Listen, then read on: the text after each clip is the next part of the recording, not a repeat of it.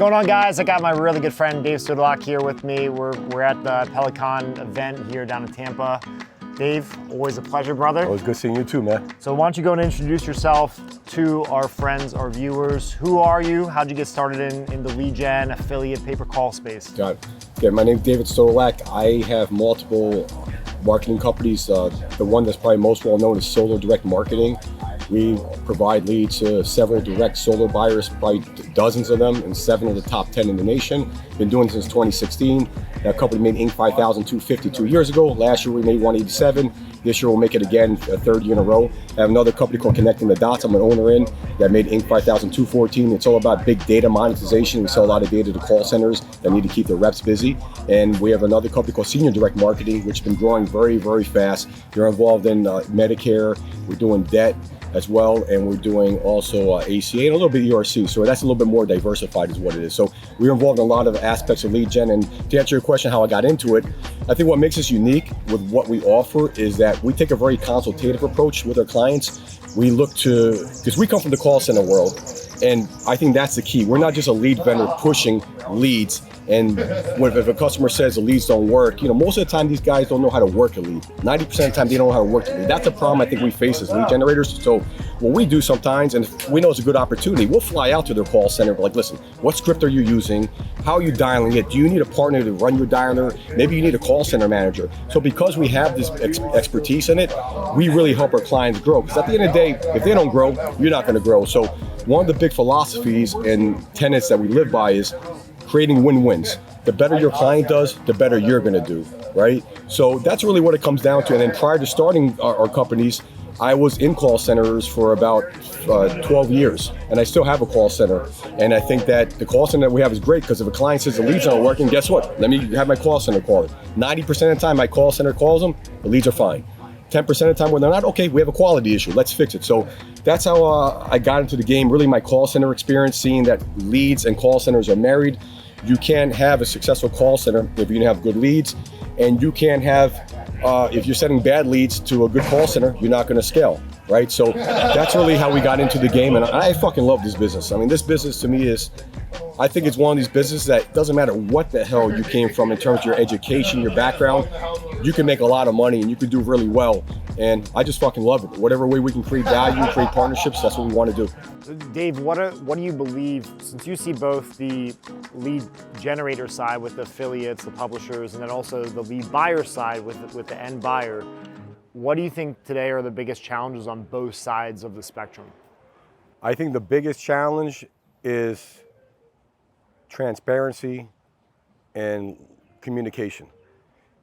I can tell you for a fact, the clients that consistently give us disposition reports, there's a 80% greater chance that that campaign is going to work. See, with lead gen, it comes down to each campaign has a shelf life. No campaign is going to last forever. I mean, you're hoping you can get a good several year run out of it, right? And that's happened. We have clients in solar that have been buying leads from us since 2016. That's very rare. That's the exception, not the rule. But why we've been able to scale that client and probably have done $10 million in revenue with them over those years is that they give us a constant feedback loop. We get dispositions regularly. Some of our clients give us dispositions daily, some once a week. So when you can get that feedback loop in place, you can make adjustments, you can make optimizations. Solar, for example, we could never make YouTube work a couple years ago, and all of a sudden it started popping like crazy. So when we see something like that's working, we're gonna press the gas. Facebook's been a little bit more difficult. It's very more saturated. It's rising costs. So we always want to try different things, but if you don't get that feedback loop, you're not going to know. You're shooting blind, right? So when you get the feedback loop, and it also comes down to account management. I think a lot of affiliates and media buyers, they're good at one thing. They're good at multiple things, but their gift from God, or their gift that they create, is they can go online, they can get people to click on ads, but they're not necessarily a biz dev person. So, and they don't know how to hire a biz dev person, so that biz dev person might not be the one to take them to the next level. They could have the greatest leads in the world, but Tony Robbins always says it's not the best product in the world. Usually the mediocre products that are driven by good sales teams are the ones that make the most money. There's tons of examples. How many times have you gone somewhere, you go to a restaurant, phenomenal food, right? But they have no good marketing presence, they go out of business. Whereas the mediocre, the chains, they make a lot of money because they got the process nailed down. So I think it comes down to communication. It comes down to affiliates either partnering up with companies like mine that can do that for them, right? or developing an internal, which is harder to do. You can do that, don't get me wrong, or you do a combination of both, right? You're typically trying to do two different parts of the business, which is very challenging, right? Because it's hard enough to do one of them right. Yes. You know? Yeah, it's a challenge. It's an art. You know, it really is an art. So the affiliates that got that nailed down, they're the ones that are going to scale. They'll scale to the moon. And other ones, it can really be the difference between life and death in this business. Or it could be a difference between having a 6-figure year and having a 7-figure year, or a 7-figure year having an 8-figure year, 9-figure year. That's really the sauce. What have you seen change the most in the last six years since you've been heavy into this business? Yeah, I mean, wow. 2017, where you really got deep into it as the traffic broker. Yeah. I mean, I was brokering then. I've gone way more down the funnel since then. But I think what you see is a lot more. There's a lot more restrictions. There's a lot more regulation. TCPA. If no one's paying attention to TCPA, you have to pay attention to TCPA. That's the Telephone Consumer Protection Act. There's a lot of, especially in America, so many ambulance changers, a lot of litigators, right? So you got to make sure that you have trusted forms, your NIA, you're capturing that on your leads, because trust me, you know, we had a contract with Duke Energy in a call center I ran, $80 billion, biggest utility company in America, and they knew there were going to be complaints. They're like, listen, if there's no complaints, that means we're doing something wrong, because that means you're not getting volume, right? But if you really want to push the needle here, move the needle, you have to drive volume, and then the more volume you drive, it's a numbers game. It's only a matter of time before you get a litigator looking to sue your client. If they sue your client, guess what? You're on the hook for this thing too. So I would say that it's become more competitive for sure. Their ad costs have gotten way, way higher. And second of all, people got to be mindful of doing lead gen the right way. You know, don't be misleading. Make sure you're collecting the trusted forms, because it seems like every few months somebody's going after a big company for a class action, 7-figure lawsuit, 6 figures, whatever. I mean, it adds a hell up.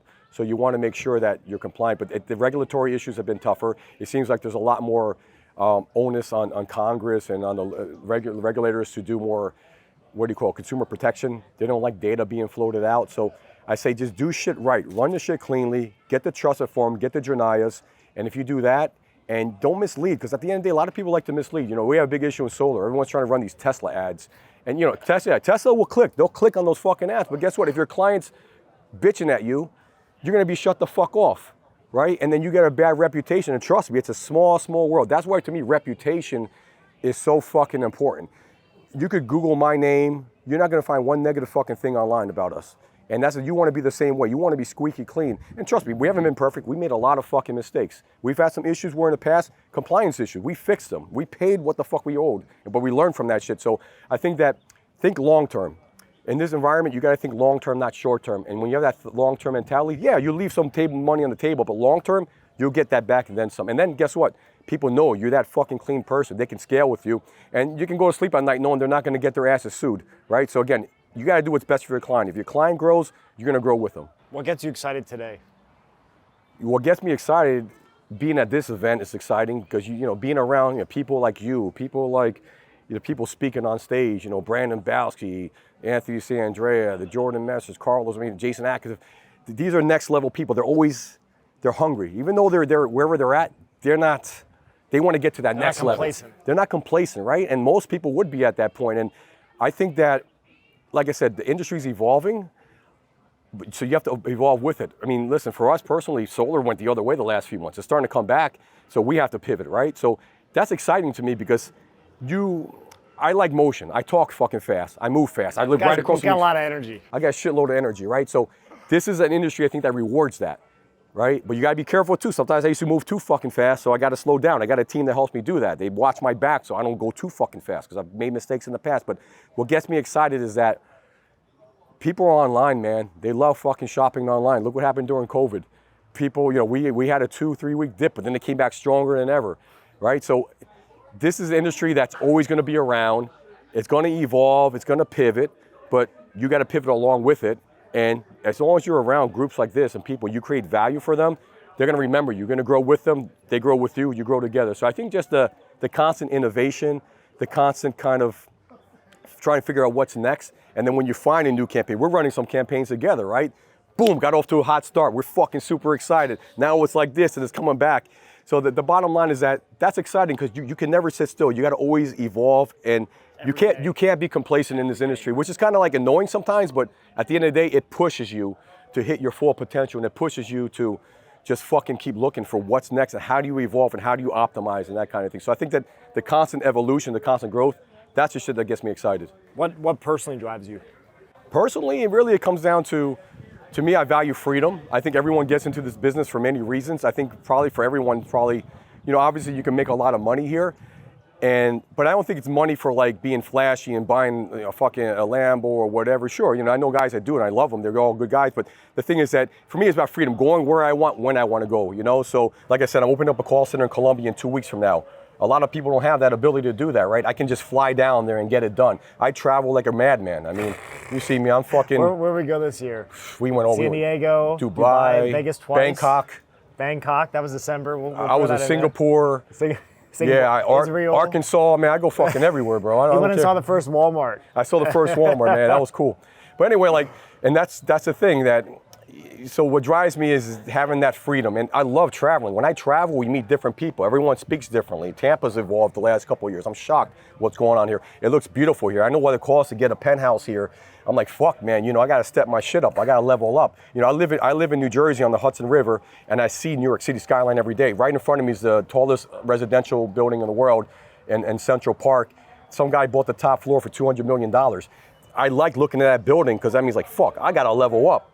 And I think that's what these guys have. They know that this is an industry where it's unlimited potential if you do the right things, right? Scale. You could scale fucking hard and you could scale fucking fast. And that's what enables those dreams to happen. Where I live right now, I wanted to live there for 10 fucking years. I thought about it at least every week, maybe every day, and boom, I moved there 2 years ago, right? Now I have aspirations to live somewhere else, right? And that's what pushed me. So to me, it's the freedom, and then your family benefits from that as well. We travel all over the world. Got a third kid on the way, man. Third kid on the way, and then at the end of the day, I want my kids to see that work ethic. I learned my work ethic from my mom. My mom was a Venezuelan immigrant, busted her ass, making a minimum wage for many, many years, working 16 hours a day. That work ethic, I don't care how much money I make. I could have all the money in the world. Look at Elon Musk. This guy's he's still working 16-hour days. That's fucking incredible. Some people might say it's incredible, some don't, but to me, I think that's what's going to separate people in society with AI coming and all this stuff. And that's kind of the edge I want to give my kids. My mom, even though she came from very no means, she taught me fucking work ethic. And, the harder you work, the luckier you get. I really believe in that. The harder you work, the luckier you get. So the bottom line is that's the shit that drives me, because I know that's going to create opportunity for everyone around me. It's going to create opportunity for my family. And I think that eventually we have a legacy. You have a legacy, and that legacy is going to live on, So that's why I like to have a business or businesses that live on after I die. I think a lot of people in this space, they come from similar, humble beginnings. Yeah.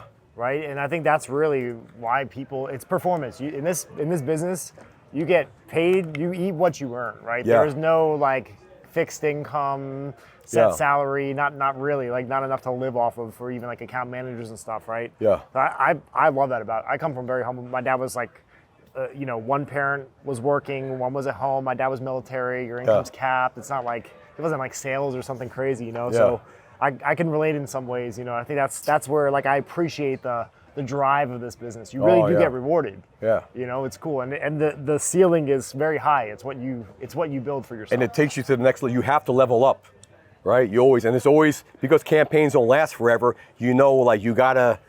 Figure out how to go down the funnel a little bit further. Juggle multiple things. Yeah, juggle. Go deep with one. Yeah. So you learn how to multitask, and you learn how to adapt. And at the end of the day, it's survival of the fittest, right? So if you figure this shit out, you'll be at the top of the food chain, and you'll be able to benefit tremendously. But let me ask you this: relationships in this space, how has that served you? Building good relationships. God. Relationships is everything in this business, because this is a business. It's almost like, I hate to say this, almost like used car salespeople right back then. People had a bad, and I feel bad for them. There are lots of good used car salespeople. But the thing is that they had a bad connotation. Oh, they're going to rip you off, whatever. So lead gen in particular, and I think our space has a kind of a bad reputation. Black oil snails people, you know what it says? Because the history kind of comes from sound like Nutra products. Yeah. Really kind of scammy shady stuff. Shit, yeah. Like almost tricking people into taking actions online, right? So I think that's But really, like, this is the affiliate space, but it's really lead generation and pay-per-call. Like, That's what it is, really yeah. what we're not tricking someone into buying a keto product that's going to cure their cancer. Like, Yeah. that's not the type of stuff we're advertising solar and debt and ERC and all these different verticals that are like legitimate. No, they're helping people out. There's a benefit to it. Yeah, I almost don't like saying the word affiliate. I know, yeah. It's got a weird connotation to it, you know. Yeah, I kind of say with pride because it's like the old school hip hop. This is the fucking genesis of it, right? But at the end of the day, yeah, I hear what you're saying. And going back to your question, relationships, because this is an industry that has kind of like people, everyone that I know has been successful, been fucked in terms of not getting paid, been burned. There's people give you fraudulent leads. I'm dealing with an issue right now, not a big issue, but fraudulent leads come by. There's a lot of money in this industry, and there's a lot of, I think it's really lack of transparency is what the issue is. So, and there's a lot of trust involved, so that when you meet somebody that actually does what they say they're going to do, that honors their word, that goes a long way. And I could say probably only a handful of people fall into that category. Everyone here, I think, falls into the category. Yeah. And this is a very carefully cultivated crowd. And someone said to the other day, they like doing business here because they know that they're not going to get fucked, because if they do, they're going to get put on blast or they're going to be taken out of this club. Yep. So that to me is beautiful. So I think that, to answer your question, you got to always put your relationship first, even if it means that you take some short-term losses to get the long-term gains. Yep. And relationships are everything. And I'm talking about also, what I'm trying to train my sales team too right now is, we don't always want to sell leads. We want to also have conversation with them. Get to know how many kids they have. Send them a gift. If the kid's going to a camp or whatever, hey, how'd the camp go? When's their birthday? Send them something. I'm looking at this thing. Two of my clients, they love cigars. I'm thinking about buying this for them and shipping to their fucking houses. They remember shit like that. That's thoughtful. We just take it with us. Yeah, but anyway, the point is that you gotta. It's like when you first meet your spouse, your girlfriend, whatever, that relationship. You're always call them every single day, right? And I'm not saying you have to do that to that kind of extreme, but you got to show you care. You want to be thoughtful. You got to separate yourself from the fray. That is what separates it. It does what separates. It's just data, right? Then it's just data or traffic. And that goes a long way, because guess what? So leads are streaky. We'll have months where we're fucking crushing it. Other months, not so much, but they won't turn you off because they know you're going to fix that shit. And you've built some goodwill with them, that they know you're not doing something intentionally, so they believe in what you're doing, and then you have a longer runway. The name of this game is, how do you extend that runway for as long as possible, right? With multiple clients. And the relationships are how you do that. That's, to me, the secret sauce to this business. That's what I was kind of saying earlier about biz dev, having a good biz dev team, is that a lot of media buyers, affiliates, they're just not that good. Sometimes they're not great. They want to hide behind the computer. They want to hide behind the computer, and they feel comfortable that way, right? And that's cool. That's their fucking gift. They don't really want to be talking to people so much. They rather generate the lead and have someone else do it. So with that being said, that person who does that biz dev person, they're the key to your growth, because they're the one fostering those relationships. So I guess if you're going to hire someone, ask them questions. How do you foster relationships? See if they do anything that would fucking wow you, right? I mean, I've had clients that come to, big baseball fans, their dreams to go to fucking Yankee Stadium, got them front row tickets, Yankee Stadium. They remember that shit for life, and then at the end of the day, think about it. We're here to create, one big thing for me, going back to what I like about and what my mission is, I'm all about memories, man. I want to have good memories with people that I love, my family, because at the end of the day, money comes, money goes, right? You can't take it with you. What you remember are the last breaths, like, did I have a good fucking life? Do I regret anything? So if you can help create memories for your clients and help them make money, you're fucking golden. If they have 50 vendors, you're gonna be at the top 10% of their list. And they're not gonna shut your ass off, and they'll be with you through thick and thin, just like a marriage. You get married, better for worse, same fucking concept. It sounds simple, it's a lot harder to actually execute this shit. Very hard, especially in this space. Yeah, but I think that if you really focus on relationship first, write down your fucking palm, look at every fucking day, it'll happen little by little. If you didn't do this, what would you do with your life? Oh man, I wish I got into this game a lot earlier, because shit, man, I feel like I was built for this business, I really do. So it'd probably be something with biz dev, relationships. I was always in sales, running call centers, so it'd probably be some sort of call center offer, or I don't know, some big ticket item, something like that. I always thought I'd be a good lobbyist, right? Or a great attorney. Too much incriminating evidence out there. Yeah, I know, right? But the bottom line is that something along those lines, and it really boils down to relationships, something where you're fostering relationships. Because I talk about lobby, and I don't know if I do that, but or lawyers, but you're talking to people that move the needle, right? Yeah. As a lobbyist, you're trying to influence policy is what you're trying to do. So I think it will be something that would influence something. As a lead generator and dealing with clients, you're looking to influence their purchasing behavior, that you want them to buy from you. You're looking to influence people online, which ad they're going to click on, right? So it will probably have something to do with influence of some capacity with something that I deeply believe in, right? So I think that'll be the next chapter of what I do, whenever that is, hopefully sooner than later, where I'll be doing more kind of stuff like that, more influential on a higher level. 2 last questions. First, fun fact that you want to share about yourself, and second, what's a piece of advice you would have for someone that's trying to grow in this business? Okay, fun fact, the people that know me, but a lot of people watching this that don't know me, you'd have no idea that I speak Spanish. My mom's Venezuelan. Oh, I mentioned that earlier, fuck. But anyway, yo hablo español, yo me defiendo, pero yo hablo con un accent in New Jersey. That means that I fucking speak Spanish. I got a little bit of an accent, I got a Jersey accent, but it's all good. So a lot of people are shocked when they know that I speak Spanish, and that's one big thing because the Spanish lead gen is on fire. They're harder to scale because a lot of clients can't take those leads. Ocean, though, man. Yes. Once you line it up, and we're gonna crack it, dude. I'm telling you, man. It is, and we're already doing it. We're making it work. We're chipping away. Yeah, we're chipping away. But I think that it's like I was talking about when I ran call centers. I understand the call center environment. I understand what our clients are going through. We take a consultative approach. My mother's Venezuelan. I grew up in a Hispanic environment. My wife is Colombian.